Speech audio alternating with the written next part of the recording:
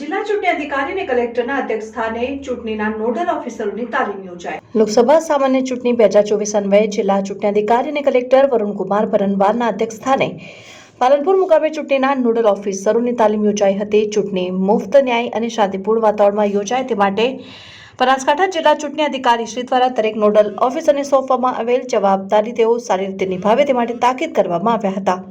ચૂંટણી કામગીરીમાં રોકાયેલ સ્ટાફનું રેન્ડમાઇઝેશન કર્યા બાદ તમામ કર્મચારીઓને તાલીમ આપવા જિલ્લા ચૂંટણી અધિકારીને જણાવ્યું હતું. લોકસભા સામાન્ય ચૂંટણી 2024ની વિવિધ કામગીરીની ફરજો બજાવવા માટે બનાસકાંઠા જિલ્લા ચૂંટણી અધિકારી શ્રી દ્વારા 24 જેટલા નોડલ ઓફિસરોની નિમણૂક કરવામાં આવી.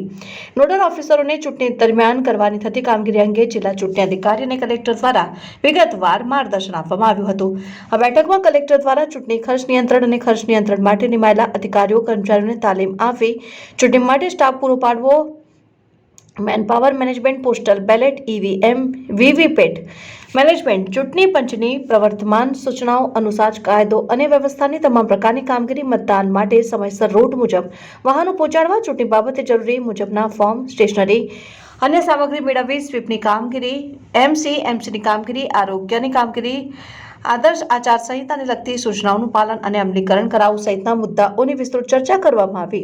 બેઠકમાં નાયબ જિલ્લા ચૂંટણી અધિકારી શ્રી એચ.કે. ગઢવી, જિલ્લા ગ્રામ વિકાસ એજન્સીના નિયામક શ્રી આર.આઈ. શેખ સહિત નોડલ ઓફિસરશ્રીઓ ઉપસ્થિત રહ્યા હતા.